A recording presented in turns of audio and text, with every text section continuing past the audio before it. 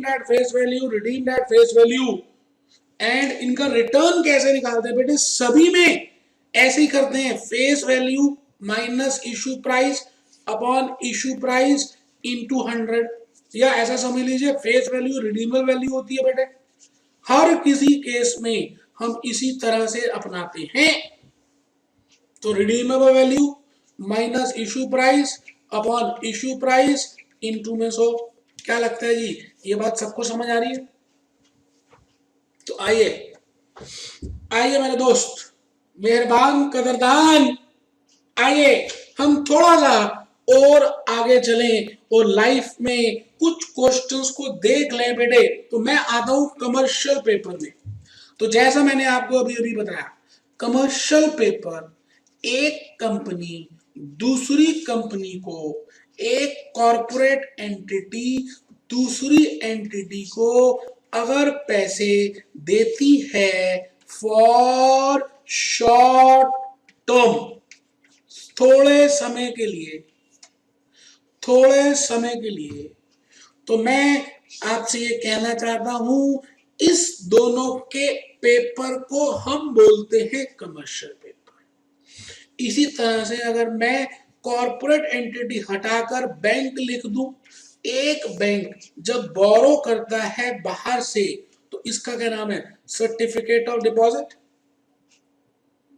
तो आइए question number 5 देख लें पहले, हम 4th तक तो कर ही चुके हैं, हम आ रहे हैं क्वेश्चन नंबर 5। आराम से बेटे, कोई जल्दी है ही नहीं, 8-10 जितने भी क्वेश्चन हैं 11 बेटे पूरे कराऊंगा। छोटे छोटे तो हैं, छोटे छोटे तो हैं बेटे, काले रंग की छोटी छोटी रसगुल्लियां ही तो है, आराम से करेंगे बेटे, कोई टेंशन की बात नहीं। Question number 5, P Limited has to make a payment of 20 lakhs। Question number 5 है बेटे, वो कह रहा है ये P Limited एक कंपनी है, इसको पेमेंट करनी है 20 लाख रुपीस की ऑन 16 अप्रैल 2002। P लिमिटेड को पेमेंट करनी है 16 अप्रैल 2002 में, ठीक है। और अभी क्या है, अभी है बेटे 15 जनवरी 2002। इसका मतलब 3 महीने के बाद इन्हें पेमेंट करनी है, लेकिन इनके पास कैश है, they have cash surplus, they have cash surplus। The company decided to invest in certificate of deposit। क्योंकि इनके पास पैसे थे, तो इस कंपनी ने सोचा कि हम क्यों ना 3 महीने के लिए शॉर्ट टर्म ड्यूरेशन के लिए बैंक को पैसे दे दें, इसलिए इसका नाम पड़ गया सर्टिफिकेट ऑफ डिपॉजिट, इसलिए इसका नाम पड़ गया certificate of deposit of a leading nationalised bank at 8% per annum। What money is required to be invested now? बेटे यहां पर कितने पैसों की इन्वेस्टमेंट होगी, आराम से देख लीजिए।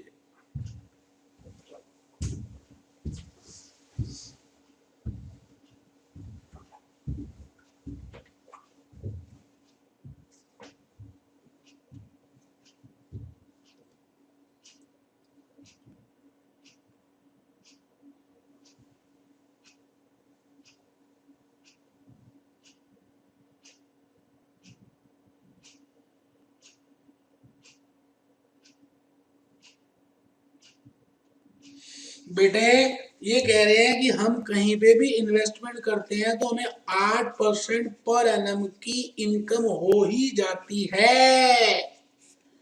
तो यहां पर रिटर्न गिवन है, आपको निकालना है how much is the issue price. तो लिखिए जी वर्किंग नोट नंबर 1। चलिए बेटे, चलिए शुरू कर रहे हैं मेरे बेटे। क्वेश्चन नंबर 5 मेन आंसर मैं शुरू कर रहा हूं। Return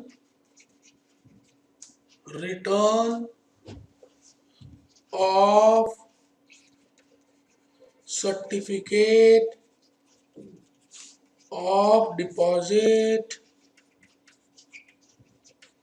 can be calculated as follows. Better return of certificate or deposit can be calculated as follows: face value minus issue price upon issue price into 100. तो बेटा 3 महीने का है तो 12/3। लो बेटे आराम से देख लीजिए, कोई जल्दी है ही नहीं। तो बेटे ये दिया हुआ है 8%, बस मुझे वैल्यूज पुट करनी है। तो मैं लिख रहा हूं जी, putting the values we get. Putting the values we get, values put करने के बाद हमें पता चला 0.08 is equal to 20 lakhs minus issue price upon issue price into 4। आराम से बेटे, कोई जल्दी है ही नहीं ना बेटे।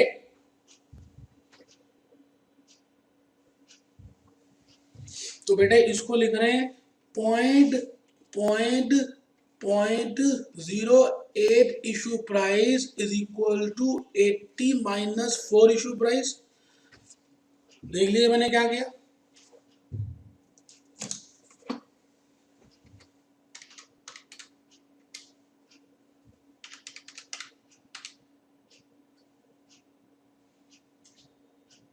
देख लीजिए मैंने क्या किया। अब आ गया बेटे 4.08 issue price is equal to 80। लो बेटे यहां पर आ गया बेटे issue price is equal to 80 upon 4.08। Issue price is equal to 40, 80 upon 4.08। लो बेटे 80 अपॉन 4.08, ये आ गया जी 19.60। बेटे 19.60, इसका मतलब issue price should be 19.60 if face value is 20 and if they want return of 8%। बहुत ही इजी है बेटे, अभी तो किया था बेटे ट्रेजरी बिल्स में यही। तो क्वेश्चन नंबर 6 में आ जाइए। 6th क्वेश्चन 6 पढ़ लीजिए बेटे, कोई टेंशन नहीं, पानी पी रहा हूं।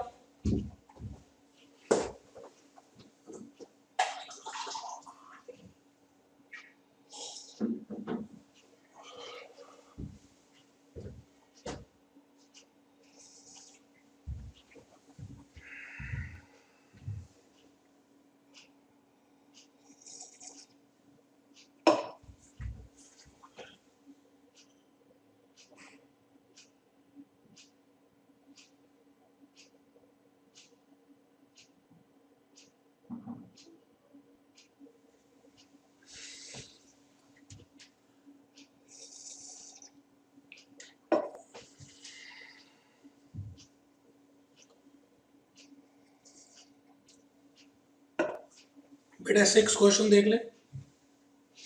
M Limited has to make a payment on 30th June। बेटे वर्किंग नोट बना रहे हैं। देखिए मेरी आदत क्या है बेटे, मैं जब भी क्वेश्चन पढ़ता हूं तो आपने नोट किया है, मैं साथ साथ चित्र बनाता हूं। कहते हैं बेटे चित्र बना के हमें ज्यादा समझ आता है, और हमारा जो माइंड है ना बेटे वो चित्रों की भाषा ज्यादा समझता है, चित्रों की भाषा ज्यादा समझता है। ठीक है जी। तो आइए, M Limited has to make a payment on 30th January 2004।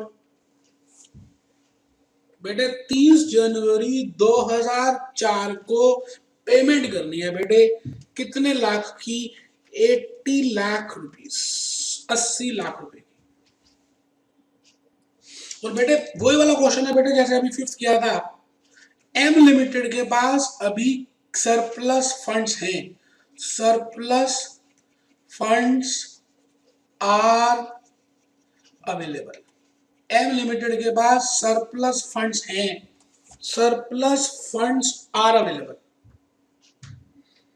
और पेमेंट करनी है बेटे 30 जून को, अभी हुआ है 31 October 2003, and has decided to invest sufficient cash in a, तो वो सोच रहा है कि हम किसी बैंक को पैसे दे देते हैं कुछ दिनों के लिए, सर्टिफिकेट और डिपॉजिट में इन्वेस्ट कर देते हैं।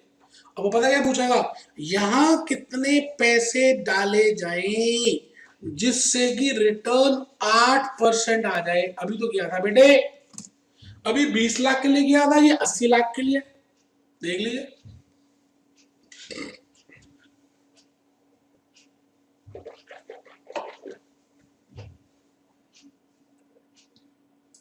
चलिए यहां लिखते हैं,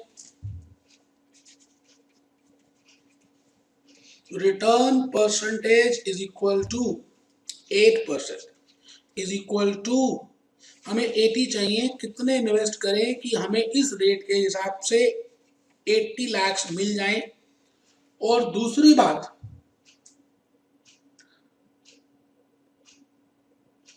तीन महीने है बेटे, 3 महीने, लो बेटा 0.08 is equal to 80 minus issue price upon issue price into 4, 0.08 is equal to 0.08 issue price is equal to 320 minus 4 issue price, 4.08 issue price is equal to 320, issue price is equal to 320 upon 4.08, आराम से बेटा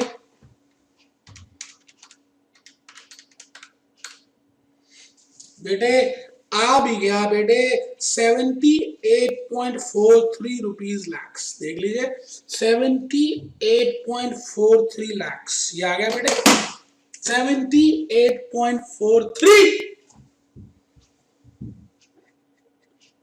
तो बेटे ये issue price निकाल दिया,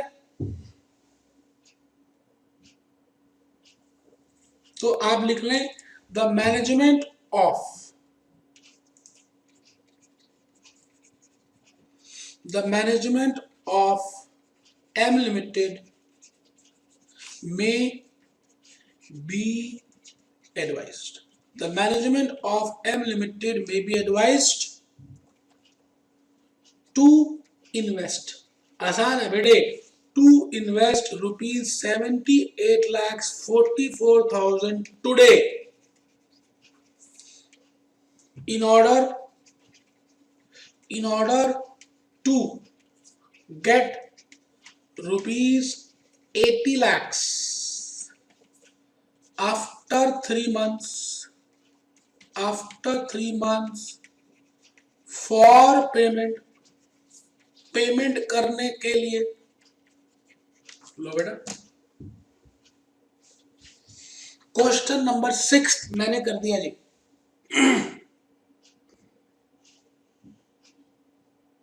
मैं आ गया जी क्वेश्चन नंबर 7 के ऊपर, मैं आ गया जी क्वेश्चन नंबर 7 के ऊपर, कमर्शियल पेपर।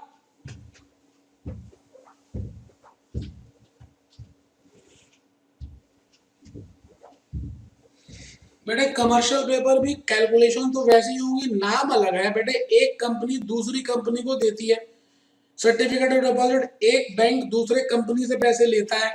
तो आइए जी क्वेश्चन नंबर 7 की तरफ बढ़े, बस बेटे खत्म ही होने वाला चैप्टर, हमने तो थ्योरी भी कर ली था बेटे इसकी। 7th क्वेश्चन, एक्स लिमिटेड, बेटे वर्किंग नोट बना रहा हूं, चित्र बनाऊंगा, चित्र रूपा, चित्र के रूप जैसी, चित्र के रूप जैसी, चित्र रूपा बेटे चित्र के रूप जैसी।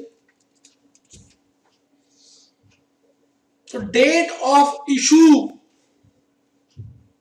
17th January 1998, date of maturity 17th April 1998। देख लीजिए 17 जनवरी और 17 अप्रैल, बेटे 90 डेज का गैप है। T0 और बेटे इंटरेस्ट रेट है 11.25% per annum. What was the net amount received by the company on the issue? बस बेटे on the issue of commercial paper, issue price निकालना बेटे। What was the net amount received by the company on the issue of commercial paper? और नीचे देखिए मैंने कितनी मेहनत से बेटे नीचे क्या लिखा है, Note 1, commercial papers are issued by corporates and certificate of deposit is being issued by banking companies. In case maturity value is not given, then assume it to be ₹100। क्या क्या बातें लिख दी बेटे, किसी बुक में थोड़ी है बेटे, ये प्यार से लिखिए ना बेटे।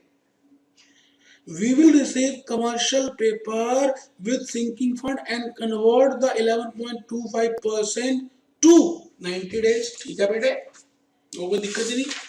आइए हम सब शुरू करें। Main answer, return on commercial paper is equal to, return on commercial paper is equal to face value minus issue price upon issue price into 100